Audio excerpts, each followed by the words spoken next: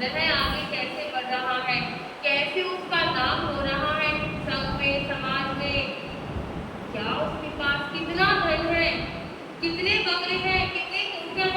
बीमारी है। व्यक्ति इसमें क्या लगा रहता है, इस चिंतन मनन को करता रहता है कि पता नहीं क्या वह व्यापार करता है कि जो प्रतिदिन धन में क्या होती जा रही है, उसकी वृद्धि ही वृद्धि होती जा रही है। हम इतनी मेहनत करते हैं, हम फिर भी क्या नहीं हो पा रहे हैं, सफल नहीं हो पा रही है। इसका कारण क्या है? क्योंकि हमने उसके लिए अपने मन में नफरत का भाव है, राग है, उसके प्रति द्वेष की भावना है, ईर्ष्या है, तभी हम आगे नहीं बढ़ पाते।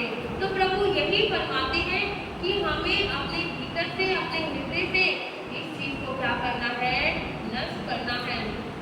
और जो क्रोध है वह तो हमारे जीवन को ही नष्ट कर देता है। आंधी की तरह, तूफान की तरह आता है और हमारे ऊपर क्या हो जाता है, हावी हो जाता है। हमें क्या करना है, उस क्रोध को नष्ट करना है। जब आपको क्रोध आए तो उस समय आप शांत हो जाओ, उस समय आप जवाब मत दो। यदि हमारे जीवन में क्रोध रहा, हम वैसे बहुत अच्छे हैं, सारे गुण हैं, पर एक क्रोध है तो वह क्या कर देता है, हमारा जीवन शून्य कर देता है। 4 प्रकार के घड़े होते हैं, मधु का घड़ा और मधु का ढक्कन। दूसरा है मधु का घड़ा, विष का ढक्कन, और तीसरा है विष का घड़ा, मधु का ढक्कन, और चौथा है विष का घड़ा और विष का ही ढक्कन। प्रभु ने 4 प्रकार के घड़े बताए हैं। जैसे वे 4 प्रकार के घड़े हैं, और ऐसे ही इस संसार में, इस जगत में 4 प्रकार के क्या हैं, मनुष्य हैं। जैसे मधु का घड़ा, मधु का ढक्कन, जो व्यक्ति होता है, हृदय क्या होता है, एकदम उसका सरल, एकदम स्वच्छ होता है, मन में किसी भी प्रकार की कोई गलत भावना नहीं होती, शुद्ध विचार होते हैं, शुद्ध भाव होते हैं। और जब वह बोलता है तो क्या बोलता है, एकदम मधुर, एकदम मीठा बोलता है, और वाणी भी उसकी हमेशा सत्य होती है। वह जीव मधु का ढक्कन और मधु के घड़े के समान होता है। और दूसरा है विष का घड़ा और मधु का घड़ा, विष का ढक्कन। वह जो व्यक्ति होते हैं, भीतर से तो साफ होते हैं, हृदय में कोई भी छल कपट नहीं होता, हृदय क्या होता है, एकदम स्वच्छ होता है। पर जो उनकी वाणी होती है वह कैसी होती है, एकदम कठोर। जब वह बोलते हैं तो सोच विचार कर नहीं बोलते, बस जो भी मुंह में आया और क्या कर देते हैं, बोल देते हैं। बस बोलने से मतलब होता है, पर यह विचार नहीं करते कि सामने वाले के हृदय को भी यह बात लग सकती है। तो वह व्यक्ति कैसे होते हैं, मधु का घड़ा और विष के ढक्कन के समान होते हैं। और तीसरे में प्रभु फरमा रहे हैं कि जो विष का घड़ा और मधु का ढक्कन होता है, ऐसे व्यक्ति कैसे होते हैं, आप खुद ही समझ सकते हो सुनकर कि वह व्यक्ति कैसे होते हैं। विष के घड़े के समान, मन में क्या होती है, नफरत की भावना, ईर्ष्या, क्रोध, जलन, यह सारे उसके भीतर में विराजित है। और उसमें कैसा बोलते हैं, एकदम मधुर, एकदम मीठा। कोई देख के अनुमान भी नहीं लगा सकता कि इस व्यक्ति के हृदय में क्या चल रहा है, कैसा वह व्यक्ति है। तो वह व्यक्ति क्या होता है, विष का घड़ा और मधु का ढक्कन होता है। और जो चौथे प्रकार के प्रभु फरमा रही है, वह कैसे होते हैं, विष का घड़ा और विष का ही ढक्कन होता है। मन में क्या होती है, नफरत की भावना, ईर्ष्या होती है, बदले की भावना होती है कि यह जो व्यक्ति है किस प्रकार से इससे क्या करूँ, मैं बदला ले सकूँ, किस प्रकार से इस व्यक्ति को मैं नुकसान पहुँचा सकूँ। और जब वह बोलते हैं, जैसे हृदय में भाव होते हैं, जब मन में जहर है तो क्या है, उगलते भी जहर की तरह है, इतना कठोर, इतने गंद शब्दों का प्रयोग करते हैं, वह कुछ भी सोच विचार करते ही नहीं। बस उनको भी क्या होता है कि जो हृदय में है वही क्या होता है, मुख फरमाती है कि विष का घड़ा और विष का ही ढक्कन के समान होते हैं। तो प्रभु यही फरमाते हैं, यही हमें संदेश देते हैं कि हमें क्या बनना है, किस प्रकार के घड़े बनने चाहते हो आप। 4 प्रकार के घड़े प्रभु ने फरमाए हैं, तो हमें किस प्रकार का घड़ा बनना है, कौन सा घड़ा बनना चाहते हैं, हम बताइए आपको। हाँ जी, पहले वाला मधु का घड़ा और मधु का ही ढक्कन हमें बनना है। प्रभु यही संदेश देते हैं कि हमें अपने आप को देखना है, अपने अंदर झांको, पहले खुद को देखो, फिर बाद में क्या करना है, दूसरे व्यक्ति को देखना है। प्रभु महावीर स्वामी अपनी दिव्य वाणी में यही फरमाते हैं, आपको सेदा करे हुक्म ना देखी कड़ी संत ने, आपको सेदा करे हुक्म ना देखी कड़ी संत ने, सरीसो होई बालानम तमहा बिछुना संतरे।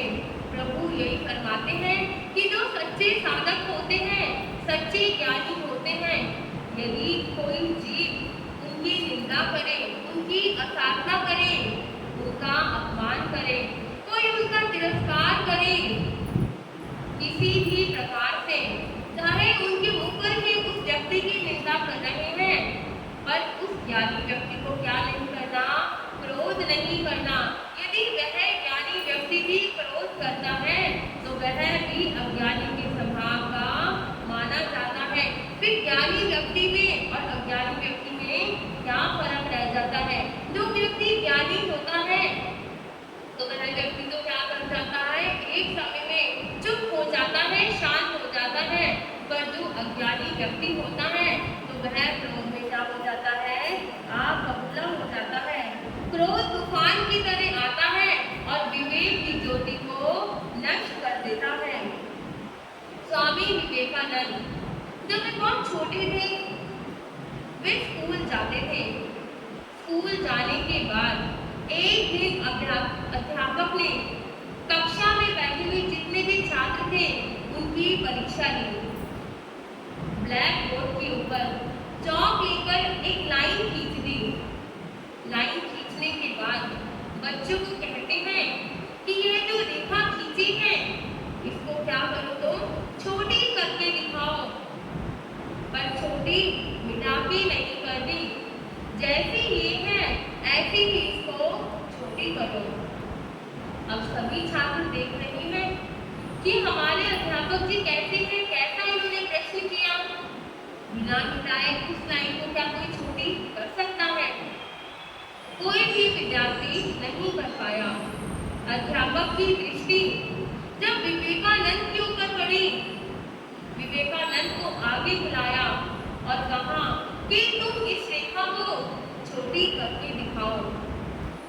विवेकानंद ने क्या किया, चाक उठाई और उस रेखा के नीचे एक रेखा और खींच दी। तो जब रेखा खींची तो ऊपर वाले क्या हो गए, वह स्वयं ही छोटी हो गए। अध्यापक ने देखा, कहने लगे कि तुम्हारे अंदर बहुत ही बुद्धि है, बुद्धि के धनी हो, तुम आगे ही आगे क्या करोगे, बढ़ते जाओगे, तुम अपने जीवन में सफल हो जाओगे। तो हमें क्या करना है, स्वयं भी बड़े बनो, विराट बनो, और दूसरों को भी क्या बनाना है, विराट बनाना है। उसका हाथ पकड़ के ऊपर उठाना है, ना कि हमें क्या करना है, नीचे गिराना है। अनेक हमको पहले गतसुख मालमुनि जेठानी के भव में थे। जेठानी के भव में थे तो उनकी देवरानी थी, उसकी संतान थी और जेठानी निसंतान थी। जेठानी ने देखा कि देवरानी का पुत्र है, उसकी तो क्या करते हैं, सब प्रशंसा करते हैं, उसको सब मान सम्मान करते हैं, बड़ी प्रशंसा करते हैं, बड़ा आदर देते हैं, सब क्या करते हैं, उसकी ही पूछ करते हैं। मेरे को तो कोई भी नहीं पूछता क्योंकि मेरे क्या नहीं है, कोई भी संतान नहीं है। वह अपनी देवरानी के बालक से बहुत ही ईर्ष्या करती थी। मन में क्या थी, बदले की भावना, ईर्ष्या करती थी कि मुझे क्या करना है, अपनी देवरानी को भी क्या बनाना है? निसंतान बनाना है।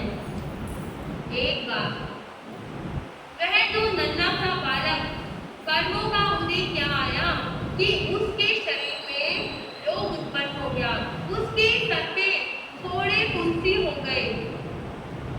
बहुत उपचार कराया पर कोई भी उपचार उस बालक को नहीं लगा, कोई भी सफल नहीं हो पाया। और दिनों दिन क्या हो रही है? उसकी जो बीमारी है वह क्या हो रही है? बढ़ती ही बढ़ती जा रही है।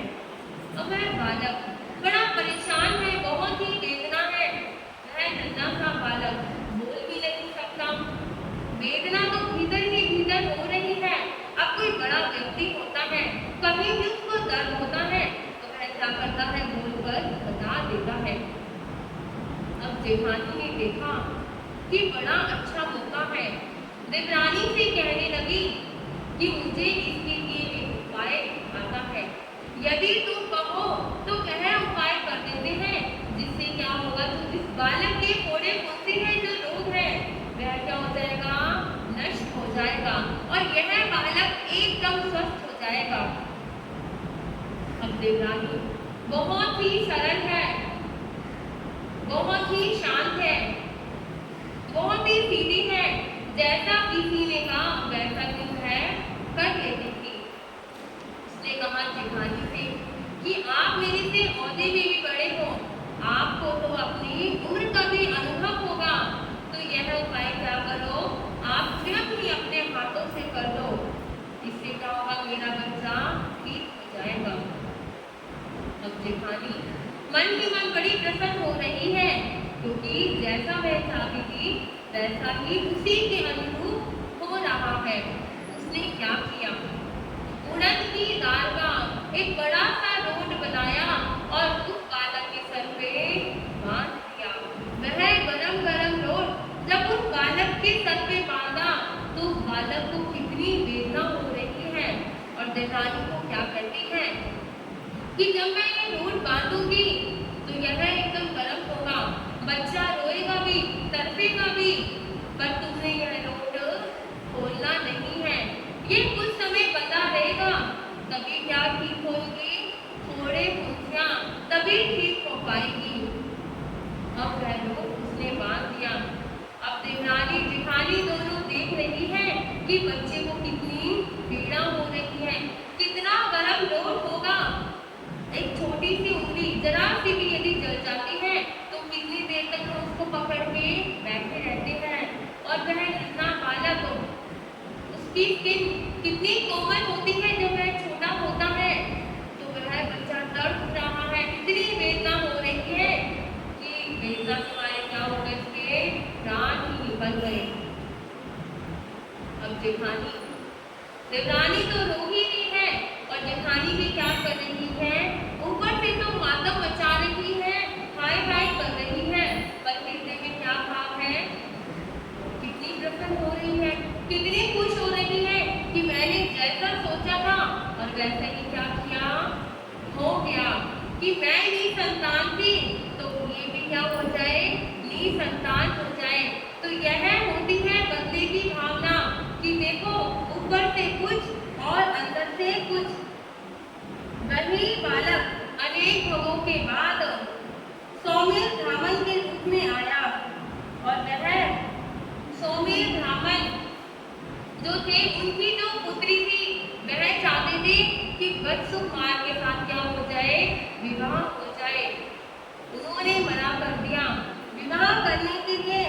तो जब वह मना किया, अनेक भवों के बाद वह सौम्य ब्राह्मण ने पूर्व का वर जागृत हुआ तो उन्हीं के सर पर क्या किए? धधकते हुए अंगारे रख दिए। तो वह क्या हुई? बदले की भावना, ईर्ष्या की भावना। तो प्रभु यही फरमाते हैं कि देखो उसने अनेक भवों के बाद भी क्या किया? बदले की जो भावना थी वह उसकी क्या हो गई? पूर्ण हो गई। ईर्ष्या का परिणाम यह होता है कि क्या कर देता है व्यक्ति? अपना भव बिगाड़ लेता है, संसार में क्या करता रहता है? भव भ्रमण करता रहता है। तो प्रभु हमें